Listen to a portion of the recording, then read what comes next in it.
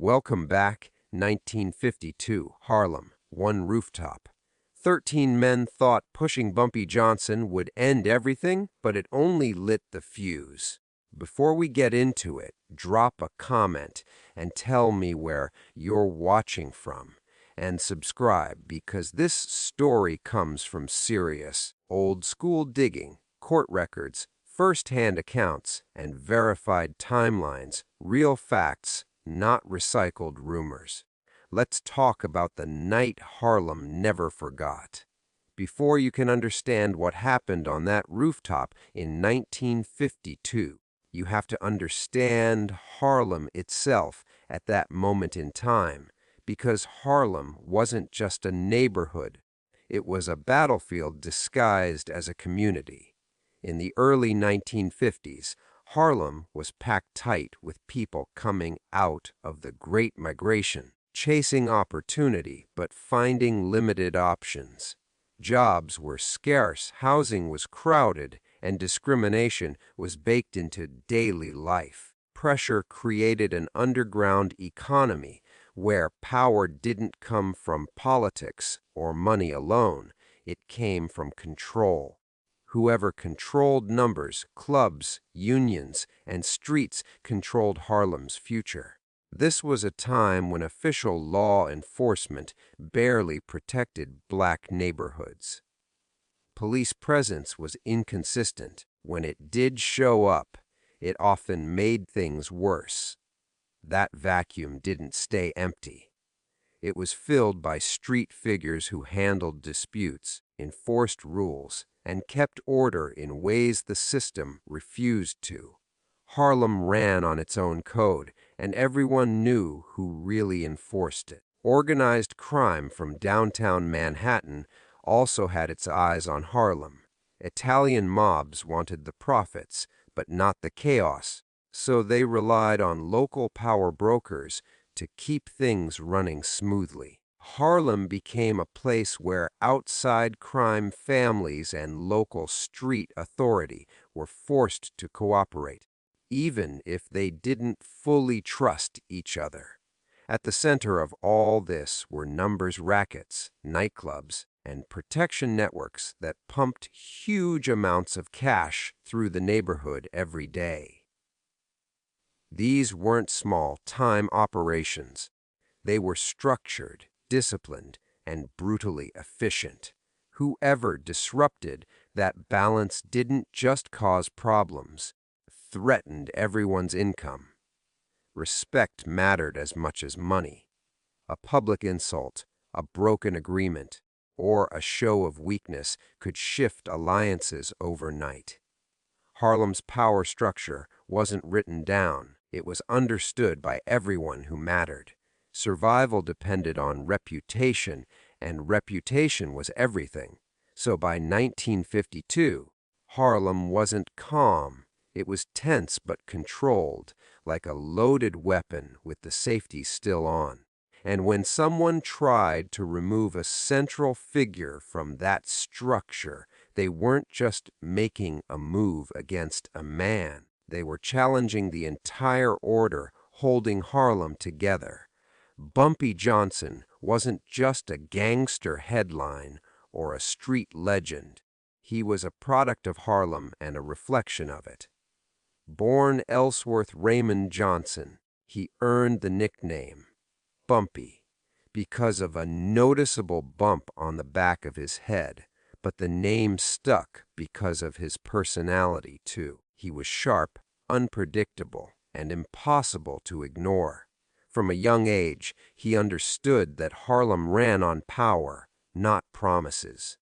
Unlike many street figures of his time, Bumpy was highly intelligent and well-read. He loved poetry and philosophy, could quote Shakespeare, and often surprised people who underestimated him. That intelligence made him dangerous in a different way. He didn't just react, he calculated.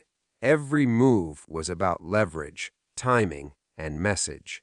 Violence, when it came, was usually deliberate, not reckless. Bumpy rose through the Harlem underworld during the era of Madame Stephanie St. Clair, powerful, numbers queen, who controlled much of Harlem's gambling scene. She became a mentor figure, and under her guidance, Bumpy learned how power really worked through organization, fear, loyalty, and negotiation. When others relied only on muscle, Bumpy relied on strategy. What truly set him apart was how he balanced local loyalty with outside alliances. He became the main intermediary between Harlem's black criminal networks and the Italian Mafia, particularly Lucky Luciano. To the Italians, Bumpy was reliable and disciplined. To Harlem, he was protection, someone who made sure outsiders didn't run wild in the neighborhood. Bumpy wasn't universally loved. He was respected, feared, and sometimes hated. His control meant stability for some and suppression for others. Crossing him rarely ended well, and people knew that his reach extended far beyond what was visible on the street. Still, many in Harlem saw him as a necessary force in a system that had already failed them. He also had a personal code. Bumpy helped people quietly, paying rent, covering legal fees, helping families in trouble without turning it into publicity. Dual nature made him complicated, ruthless in business, generous in private. It's one reason his legend grew beyond crime stories and into Harlem folklore. So by 1952, Bumpy Johnson wasn't just another name on the streets. He was a pillar of Harlem's power structure. Taking him out wouldn't just remove a man, it would destabilize an entire system. And anyone who thought pushing him off a rooftop would be the end clearly didn't understand who Bumpy Johnson really was. By the early 1950s, the balance that kept Harlem relatively stable was starting to crack. Money was still flowing, competition was getting sharper, and patience was running thin. New crews wanted a piece of operations they hadn't earned, while older players felt their authority slipping. That kind of environment doesn't explode all at once, it simmers. One major source of tension came from control of territory. Numbers routes, club security, and protection zones overlapped more than ever. Harlem was crowded, and so was the Underworld. Crews that once stayed in their lanes started testing boundaries, pushing small violations to see who would respond and how hard. There was also resentment toward Bumpy Johnson's position as the main power broker. Some rivals believed he had become too powerful, too protected by outside connections. His relationship with Italian crime families gave him leverage others couldn't match. Imbalance bred anger. To certain crews, Bumpy wasn't just competition, he was an obstacle. Younger, more aggressive figures were another problem. They didn't live through the earlier crackdowns or turf wars, so they lacked fear of consequences. They wanted fast money and quick status, and challenging an established figure was the fastest way to get noticed. Respect that once took years to earn was now being demanded overnight. Rumors and misinformation made everything worse. Word on the street traveled fast, and not all of it was true. A missed payment, a delayed response, or a misunderstood message could turn into a perceived insult. In a world where reputation was everything, perception often mattered more than reality. Meetings meant to calm tensions often did the opposite. Behind polite words were clenched jaws and hidden intentions. Agreements were made with fingers crossed, and loyalty became conditional. Everyone was watching everyone else, waiting for the first real mistake. By 1952, it was clear that someone was going to make a bold move. The question wasn't if violence would happen, it was where and against whom. And when rivals decided that removing Bumpy Johnson would reset the board, they underestimated just how deep those tensions ran and how dangerous the fallout would be. The Rooftop meeting didn't come out of nowhere. It was presented as business, the kind of conversation that happened all the time in Harlem's Underworld. By 1952, sit-downs were still the preferred way to settle disputes, especially when money and territory were involved. A meeting meant talk first, violence later, at least on the surface. That expectation is what made the setup so dangerous. The location mattered. A rooftop offered privacy, distance from street noise, and fewer witnesses. It was neutral ground in theory, but in reality it favored whoever controlled the exit points. Anyone experienced would have noticed that right away. Still, refusing a meeting could be seen as weakness, and weakness was something Bumpy Johnson could never afford to show. The message sent to Bumpy was framed as negotiation. Tensions needed to be cleared up, misunderstandings addressed, and boundaries re-established. Nothing about the invitation suggested a death sentence. In that world, betrayal didn't announce itself.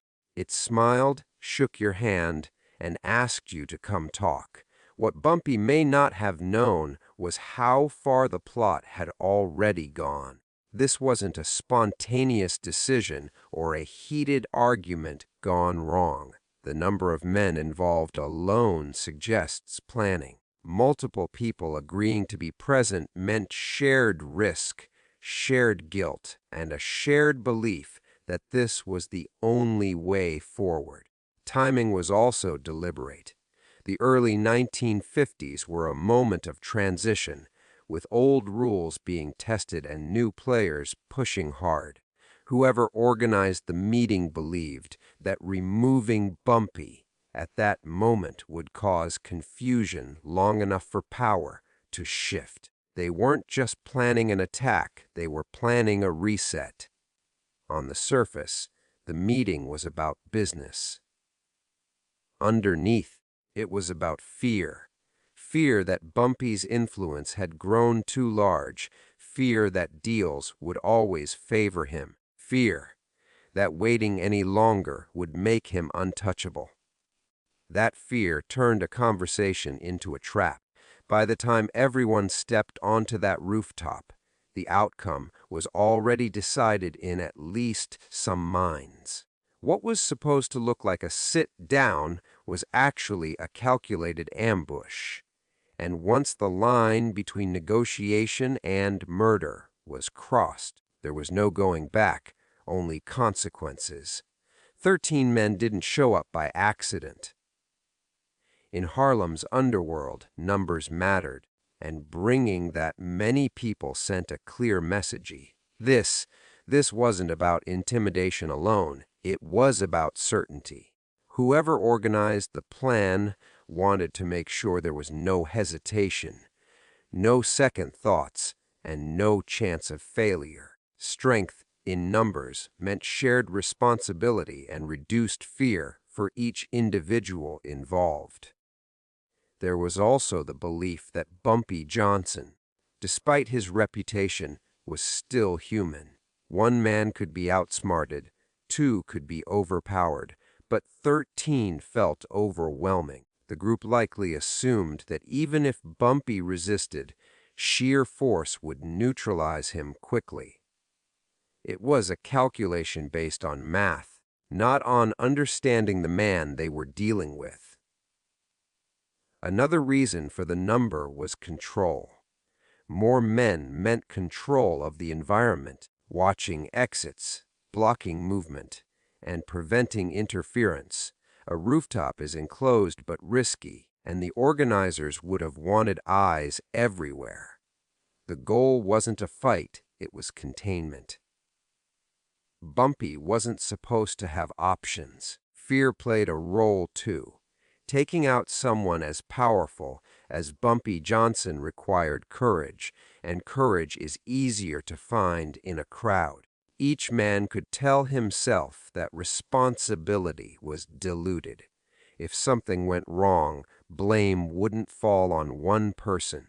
It would be spread across many. That false sense of safety made the decision easier.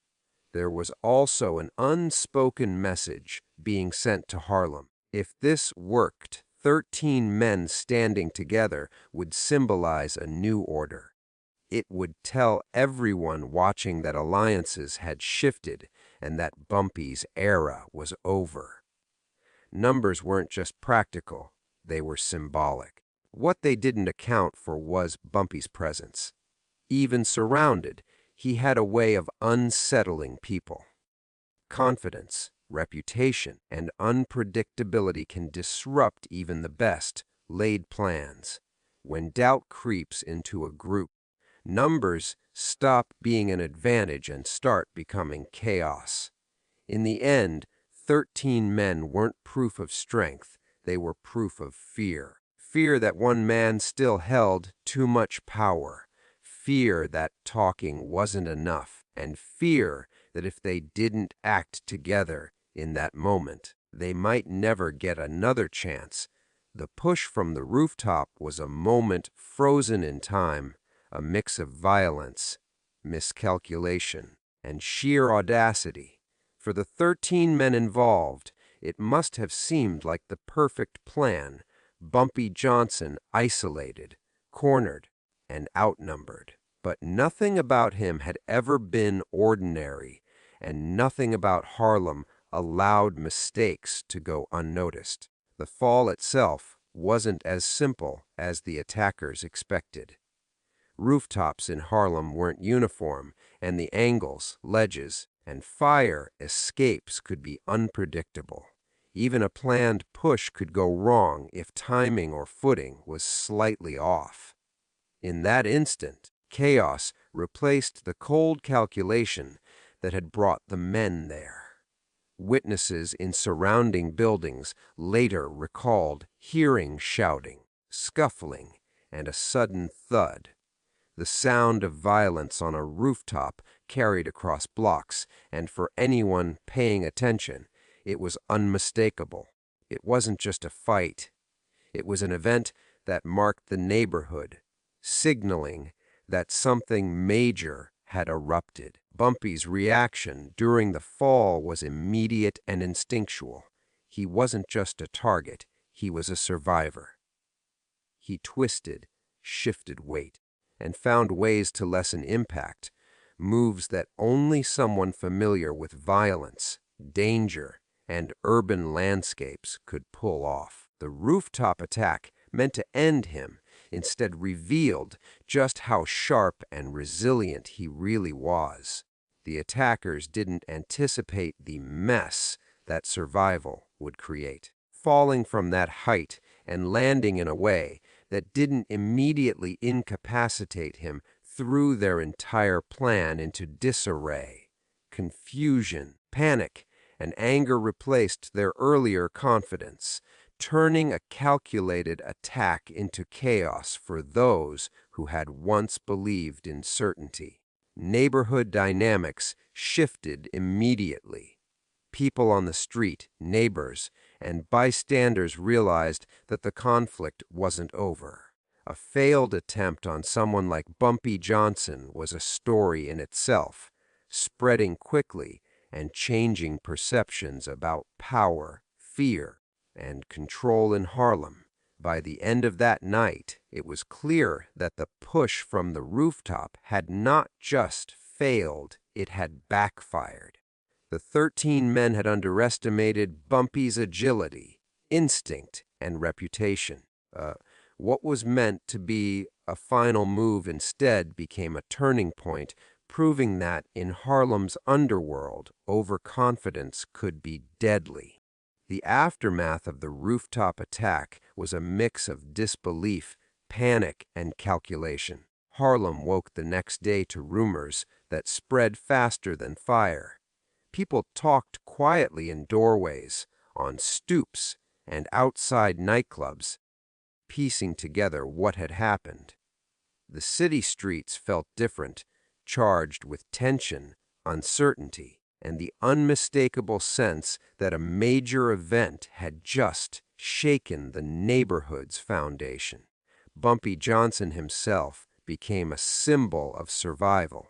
His ability to endure the fall was more than luck. It reinforced his reputation as untouchable in some circles and human in others. People began to see him not only as a powerful figure, but as someone whose instincts and cunning made him almost mythical. Night transformed him from a respected boss to a legend in Harlem's collective memory. The 13 men involved were forced to face immediate consequences. Their failure wasn't just private embarrassment. It was public proof that challenging Bumpy Johnson could be disastrous. Whispers of fear and regret spread through rival crews and allies alike. In a world where reputation was everything, this event marked a significant shift in power perception. Families and associates of Bumpy Johnson quickly assessed the situation. They weren't concerned with revenge immediately. Survival and strategy came first. Protecting territory, securing allies, and preventing further attacks became the urgent priorities. That night, everyone connected to him learned that preparation and loyalty were worth more than brute force.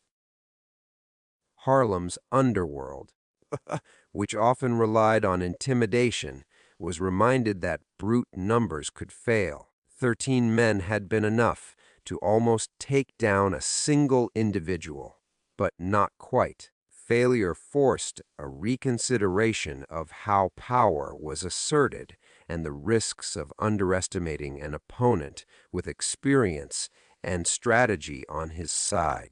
Local law enforcement noticed the ripple effects but largely stayed on the sidelines. Harlem's internal conflicts often went unnoticed by the police, but stories of a rooftop push involving multiple men and a high-profile figure like Bumpy Johnson created a stir. Still, the streets remained the true arbiters of consequence and order. By the end of the day, it was clear that the rooftop incident had changed Harlem forever.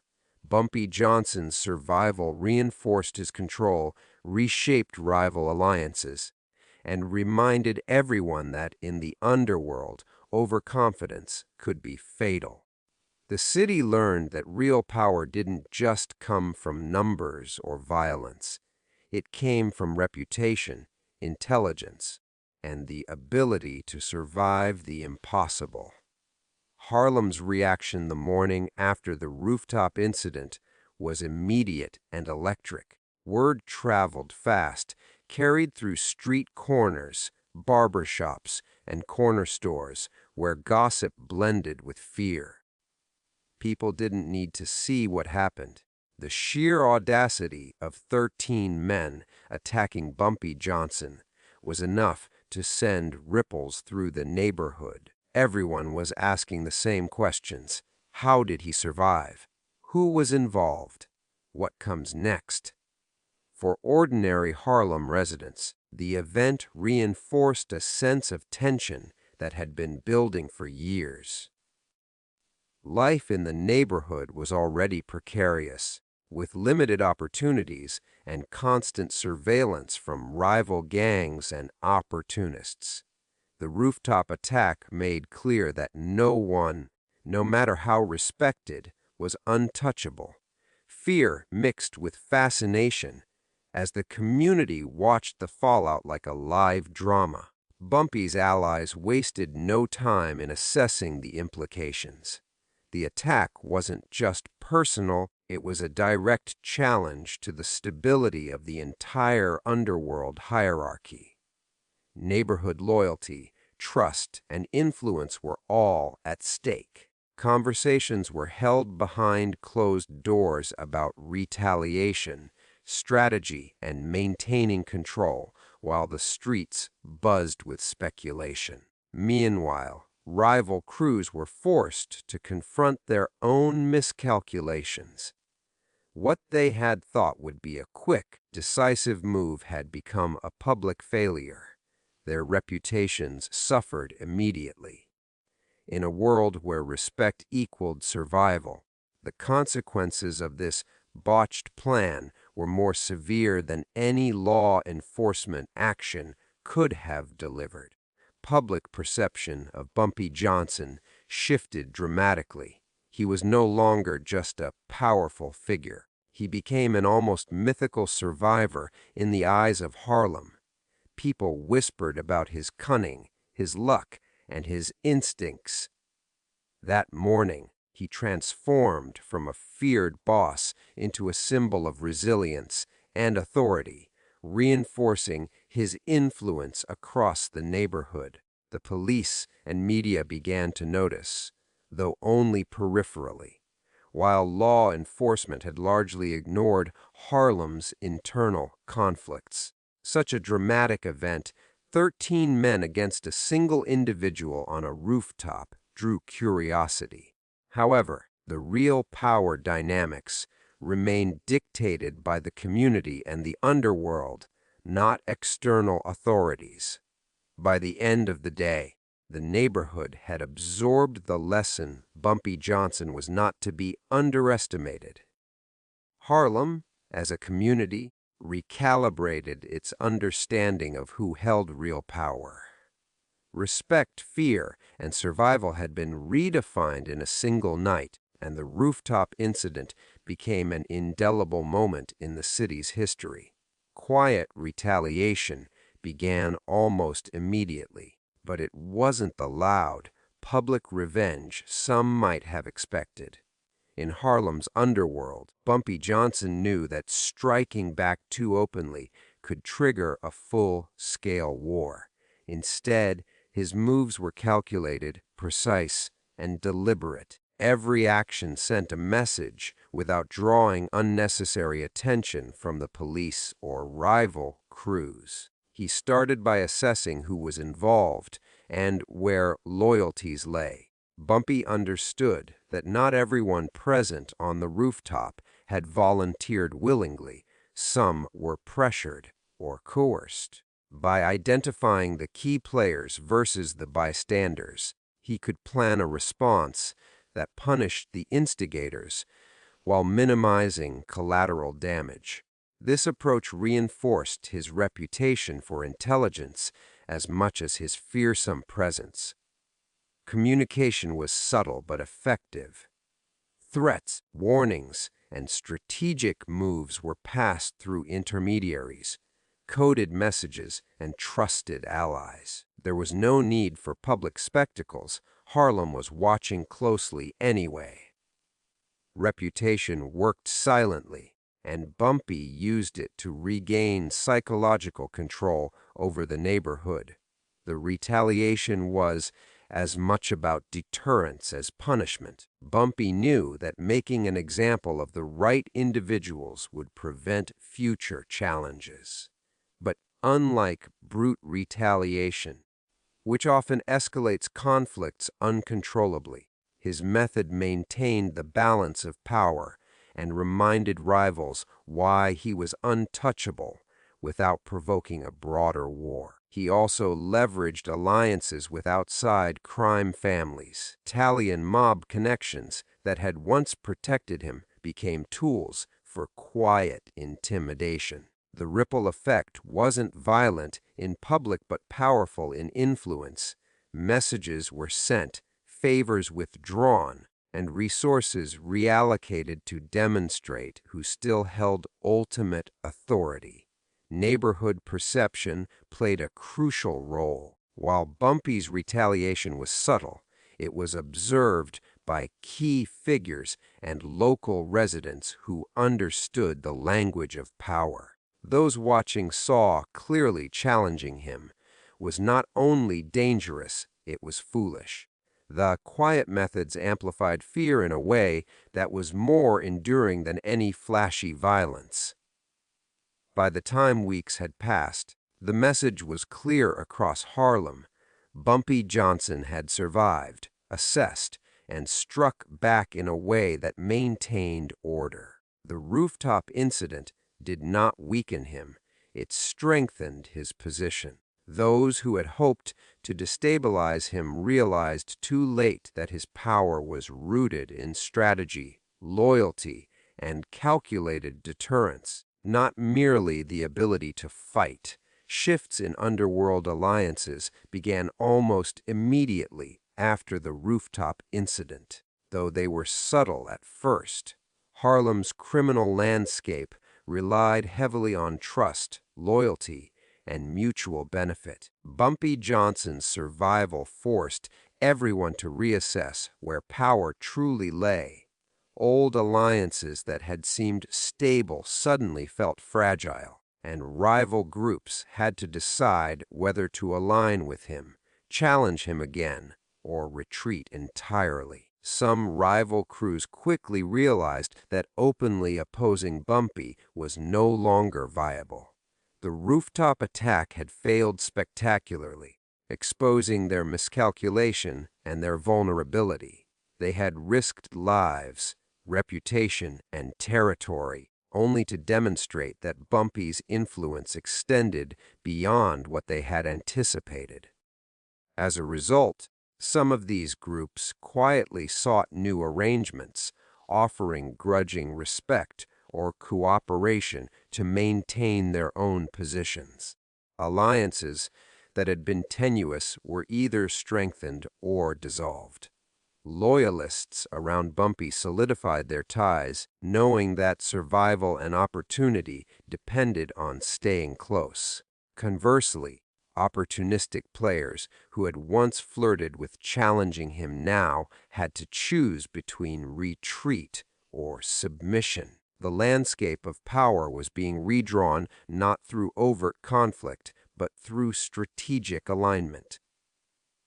Outside connections, including Italian mob allies, also played a role in shifting dynamics. Bumpy's ability to maintain these ties gave him leverage in negotiations and reinforced the perception that he could enforce consequences beyond Harlem's streets. Rival groups understood that challenging him risked retaliation not just locally, but through broader criminal networks. Trust became a rare commodity. Anyone who had participated in the rooftop plot was immediately under scrutiny. Bumpy's team evaluated who could be trusted, who had been coerced, and who posed an ongoing threat. Decisions about alliances now hinged on intelligence, observation, and loyalty rather than brute force alone. Even seemingly minor players in the underworld felt the shift. Dealers, club owners, and middlemen had to recalibrate whom they paid respect to, whom they answered to, and how they navigated territory disputes. The ripple effect of the rooftop attack went far beyond the 13 men involved. It reshaped relationships across the entire neighborhood. By the end of the year, Harlem's criminal hierarchy had stabilized, but in a new formation. Bumpy Johnson emerged stronger, more respected, and more strategically dominant than before. Rivalries continued, but the lesson was clear. Alliances were fragile, loyalty was valuable, and underestimating a single figure could lead to permanent consequences in the delicate balance of power. Law enforcement's blind spots were a critical factor in the rooftop incident and its aftermath. In 1952, Harlem was largely ignored or misunderstood by city police. The authorities often viewed the neighborhood through a lens of prejudice, seeing crime as inevitable rather than addressing its root causes.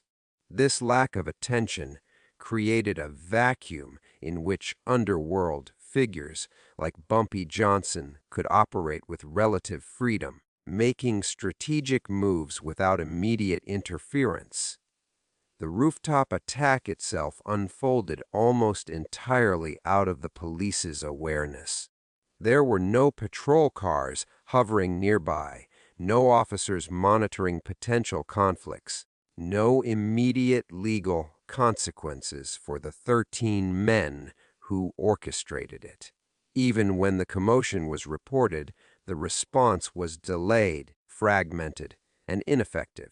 This reinforced the perception among criminals that law enforcement was largely irrelevant in the high-stakes games of Harlem's streets. Bumpy Johnson himself understood these blind spots and used them to his advantage. He knew which neighborhoods allowed for discreet movement, where informants were likely to provide tips, and how to anticipate delayed responses from the authorities. This awareness gave him a tactical edge, allowing survival and retaliation to happen without immediate legal entanglements. Meanwhile, rival crews also had to consider the police, or more accurately, their absence, operating under the assumption that law enforcement would be slow or biased. They could plan bold moves like the rooftop attack. However, this reliance on a predictable inaction was also a double-edged sword. When things went wrong, they had no safety net, no immediate recourse, and no backup beyond their own numbers. The broader community also understood law enforcement's limitations. Residents knew that street power dictated safety, not official oversight. This reality shaped how people reported incidents, interacted with the authorities, and aligned themselves with influential figures. Bumpy Johnson's survival highlighted that, in Harlem, the real law was enforced on the streets, not in courtrooms. Even after the rooftop incident, the police struggled to piece together what had happened. Witnesses were reluctant to speak, and the chaos of the event left few clear leads. Investigators could reconstruct only fragments, leaving much of the story unrecorded officially. This gap further elevated Bumpy's legendary status. He survived an attack in plain sight, yet the law could not touch him or hold the attackers accountable. By the end of the episode, law enforcement's blind spots were no longer just a minor factor. They were a defining condition of Harlem's criminal world. These gaps allowed power, strategy, and survival to play out according to street rules, and anyone ignoring that reality, either rival crews or the police, risked underestimating the forces that truly controlled the neighborhood. The lasting legacy of the rooftop incident went far beyond the immediate chaos of that night. Bumpy Johnson's survival cemented his reputation, not just as a powerful figure, but as someone nearly untouchable in Harlem. Stories of the event spread quickly through the neighborhood, through word of mouth, and even into media reports, shaping the mythology of a man who could withstand what seemed impossible. His survival also reshaped the rules of engagement within Harlem's underworld. Rival crews learned that numbers alone did not guarantee success, and that intelligence, strategy, and street wisdom could outweigh brute force. The rooftop incident became a cautionary tale for anyone considering a direct challenge against a seasoned figure like Bumpy Johnson, emphasizing that patience and calculation were just as vital as courage. The psychological impact on the community was profound. People in Harlem, from local shopkeepers to neighborhood enforcers, came to see Bumpy as both protector and enforcer. His ability to survive an attack by 13 men reinforced the idea that he could be relied upon to maintain order, settle disputes, and enforce unwritten laws. It wasn't just fear he commanded, it was respect and a sense of inevitability. The incident also influenced the way alliances and rivalries were formed for decades. Observers realized that loyalty, timing, and subtle influence were more important than sheer manpower. Those who had hoped to shift power through direct confrontation understood that underestimating Bumpy or overestimating their own strength was a dangerous mistake, leading to more cautious and calculated strategies within Harlem's criminal networks. Culturally, the Rooftop event contributed to the enduring legend of Bumpy Johnson. His life, already the subject of local stories and admiration, became larger than life. Writers, musicians, and storytellers referenced his survival as a symbol of resilience, intelligence, and the complexity of power in Harlem, embedding him permanently in the neighborhood's history and collective memory. Even law enforcement and outsiders came to recognize the limitations exposed by the Rooftop incident. The authorities understood that official presence and legal mechanisms were often secondary to the structures of power that operated on the streets. This recognition subtly changed how investigations were approached and how outsiders tried to navigate Harlem's underworld in the years that followed. Ultimately, the Rooftop incident left a dual legacy. It reinforced Bumpy Johnson's dominance and influence while serving as a cautionary tale for rivals and observers alike. It proved that in Harlem, power was not just about force, numbers, or intimidation. It was about strategy, intelligence, and survival. Night became a defining moment, shaping the neighborhood's history, its criminal dynamics, the legend of the man who refused to fall.